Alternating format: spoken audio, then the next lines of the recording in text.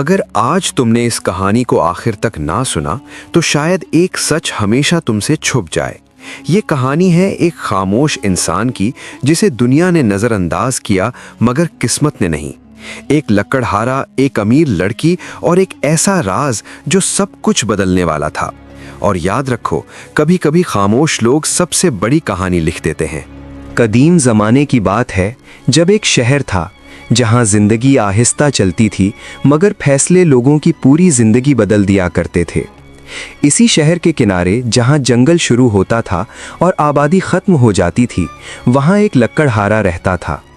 लकड़ियां काट कर गुजारा करने वाला, अपनी मेहनत पर जीने वाला और अपनी खामोशी में बहुत कुछ छुपा लेने वाला।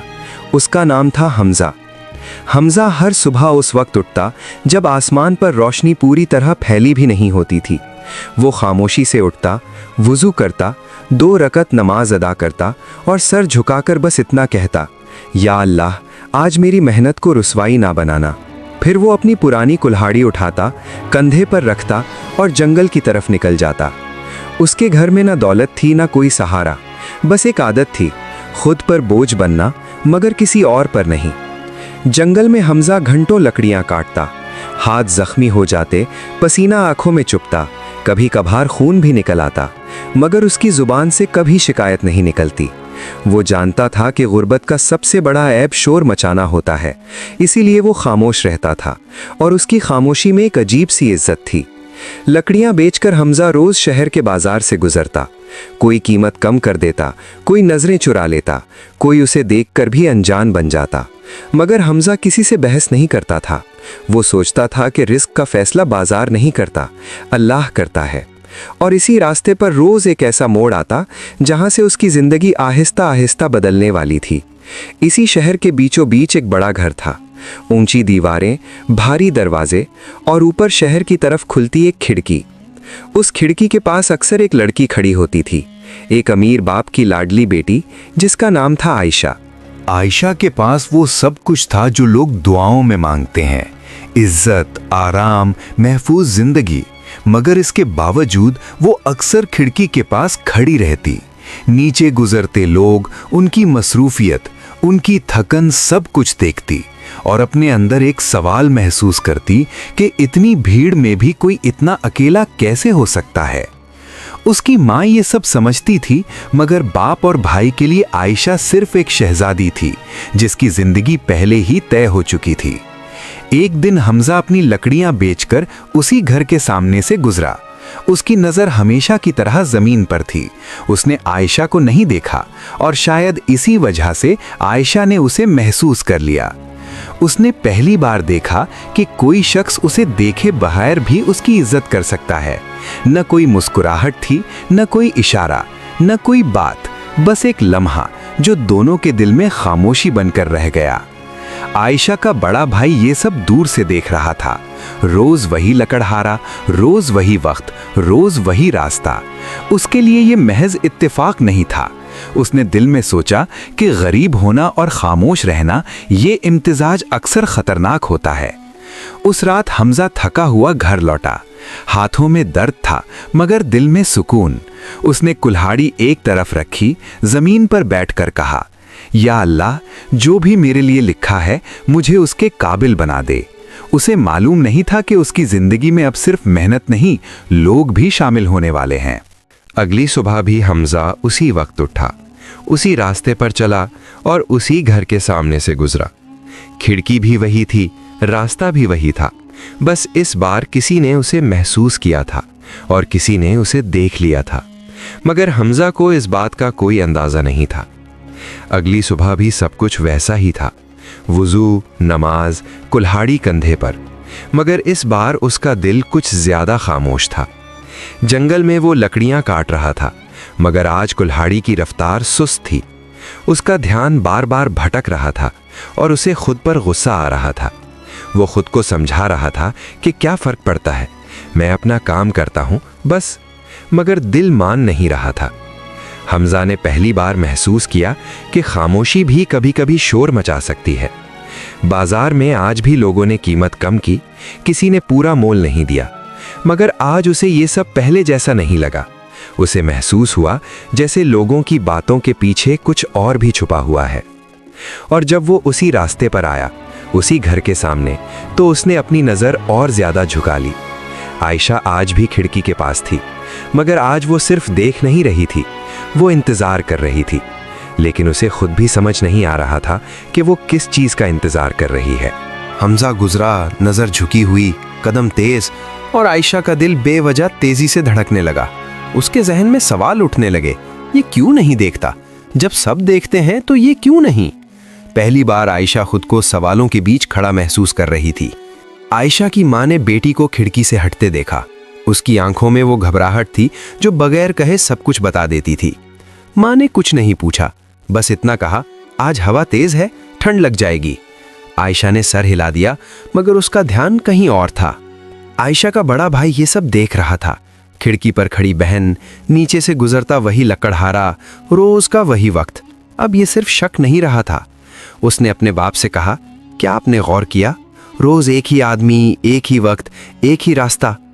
बाप ने कुछ नहीं कहा, मगर उसकी खामोशी हाँ जैसी लग रही थी। इसी शहर में जैद भी था। साफ सुथरे कपड़े, तेज जबान और लोगों को समझने की आदत। वो काफ़ी अरसे से आयशा को पसंद करता था और उसने ये भी महसूस कर लिया था कि घर का माहौल आहिस्ता आहिस्ता सख्त होता जा रहा है। जैद ने भाई के साथ बैठना शुरू किया और बाप से बातें करना शुरू की। उसने कुछ भी खुलकर नहीं कहा, बस इतना बोला कि आजकल ज़माना ठीक नहीं, हर चीज़ पर नज़र रखनी पड़ती है। ये बात बाप और भाई दोनों को मुनासिब लगी।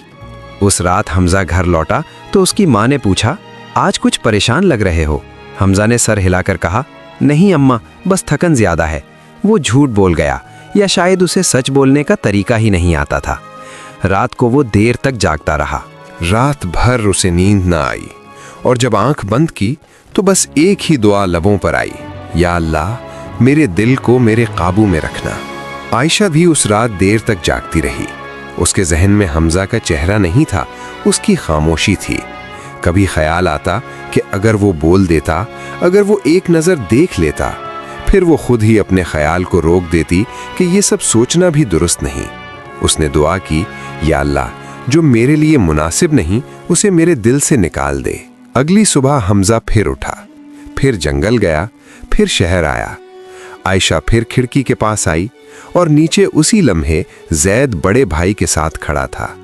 भाई की नज़र हमजा पर थी और जैद की नज़र पूरे मंजर पर। हमजा गुजरा बेखबर और कुछ लोग उसके बारे में सोचना शुरू कर चुके थे।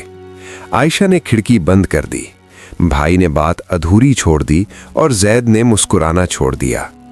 हमजा अपनी कुल्हाड़ी संभाल कर घर की तरफ चल दिया। उसे अभी भी अंदाजा नहीं था कि उसकी खामोशी अब सिर्फ उसकी नहीं रही। शाम आहिस्ता आहिस्ता घर के अंदर उतर चुकी थी। चिराग जल रहे थे, मगर कमरे की रोशनी आज कुछ कम महसूस हो रही थी। आयशा का बाप जमीन पर बैठा था, चेहरा सख्त और निगाह सीधी। उसके पास घर के कागजात भी थे और लोगों की बातें भी। बड़ा भाई उसके करीब खड़ा था। उसकी आवाज में गुस्सा कम और खौफ ज्यादा था। उसने कहा कि अब ये रूस का सिलसिला ठीक नहीं, लोग बातें करने लगे हैं। बाप ने कोई सवाल नहीं किया, बस इतना कहा कि कल से खिड़की बंद रहेगी। आयशा पर्दे के पीछे खड़ी थी। ये सुनकर वो वहीं जैसे जम गई।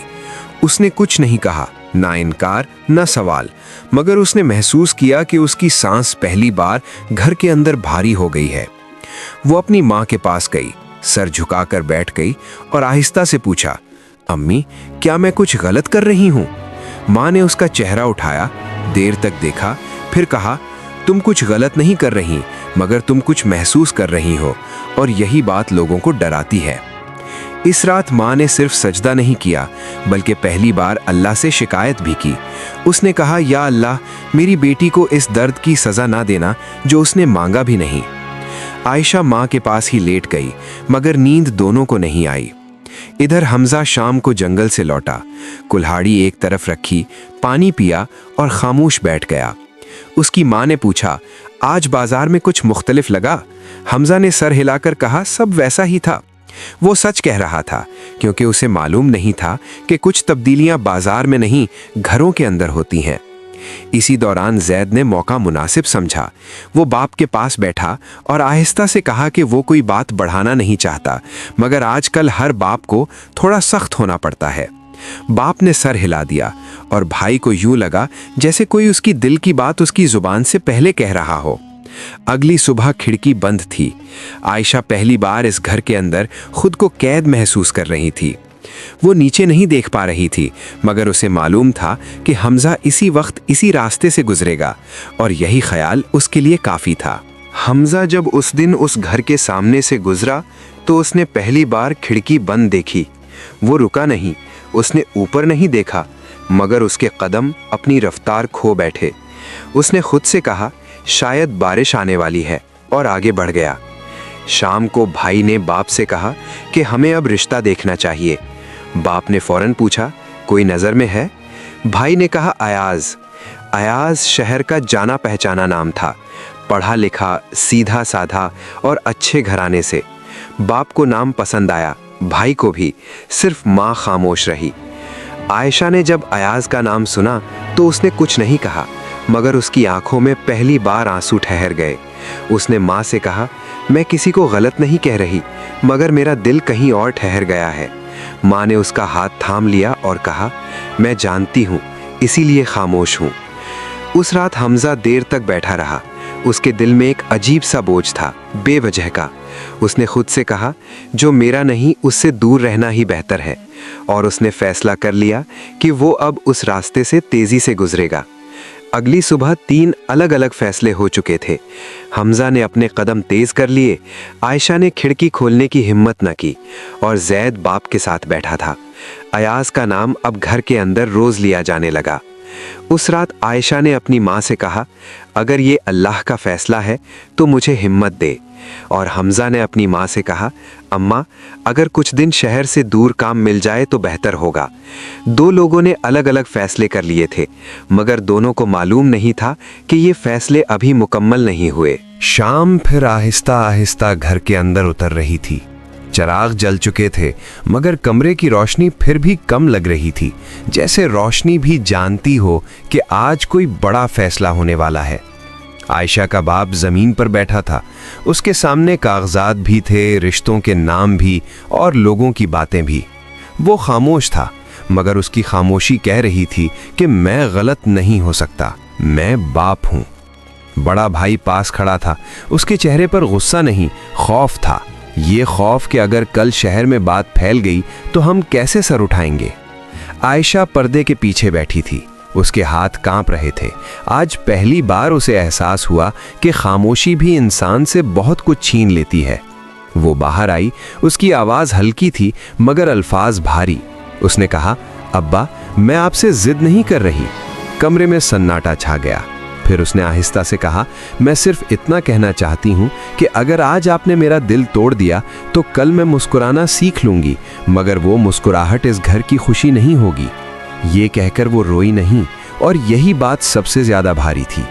माँ आगे बढ़ी। आज वो सिर्फ माँ नहीं, एक औरत बनकर बोली। उसने कहा मैंने अपनी बेटी को कभी जिद करते नहीं देखा।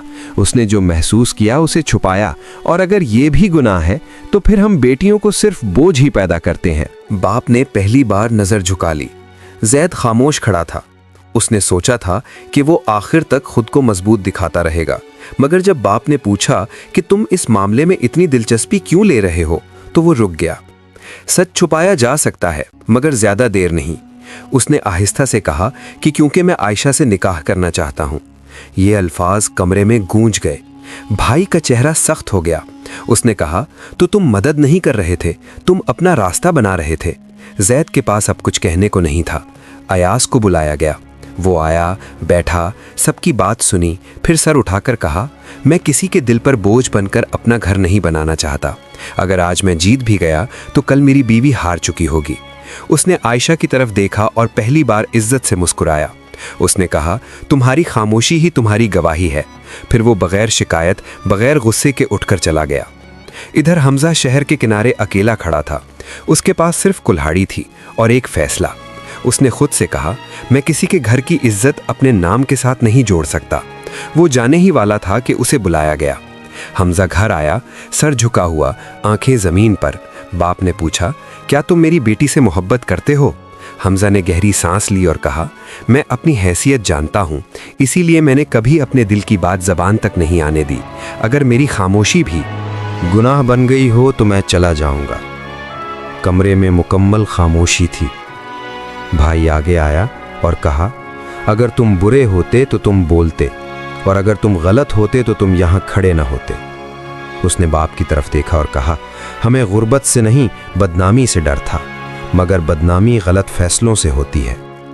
बाप ने आंखें बंद की, देर तक कुछ न कहा, फिर बोला, अगर मेरी बेटी का सुकून इस आदमी की खामोशी में है तो मैं उसे छीन कर कैसा बाप बन जाऊंगा। उसने हमजा की तरफ देखा और कहा, तुम लकड़हारा हो, मगर तुमने इज्जत का बोझ मुझसे बेहतर उठाया है।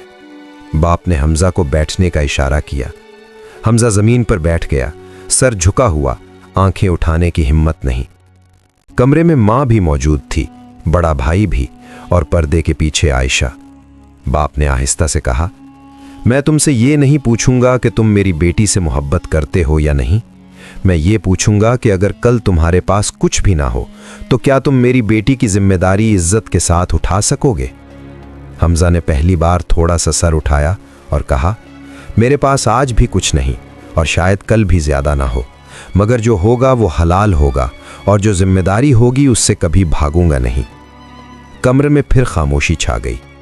बड़ा भाई आगे आया। उसने हमजा को गौर से देखा और कहा, तुम्हें मालूम है लोग तुम पर शक क्यों करते थे? क्योंकि तुमने कभी अपनी सफाई नहीं दी। हमजा ने आहिस्ता से जवाब दिया, जो सच्चा होता है उसे अपनी सफाई देने की जरूरत नहीं पड़ती। भाई ने गहरी सांस ली और कहा, शायद इसीलिए तुम यहां तक पहुंचे हो। मां पर्दे के पास गई और कहा, बेटी अब बात तुम्हारी भी है। आयशा बाहर आई, नजर झुकी हुई, आंखों में खौफ नहीं सुकून था।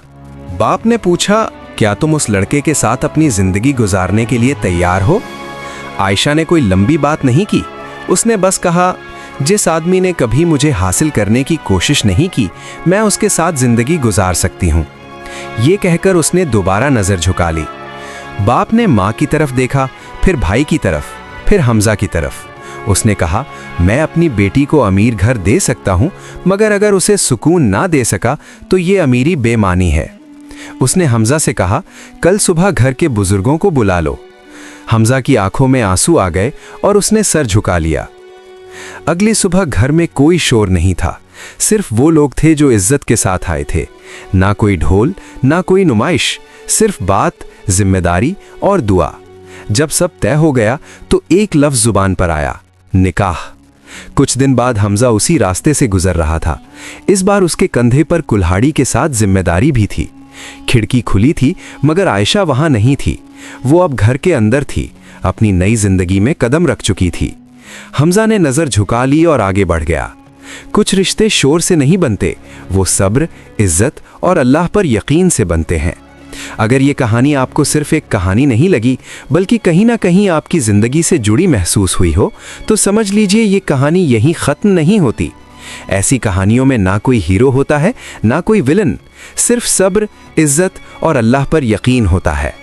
अगर आप चाहते हैं कि ऐसी ही सच्ची और बावकार कहानियां आप तक पहुंचती रहें, तो इस सफर में हमारा साथ दें। अल्लाह हम सबको सब्र और दुरुस्त फैसलों की तौफीक दे। आमीन।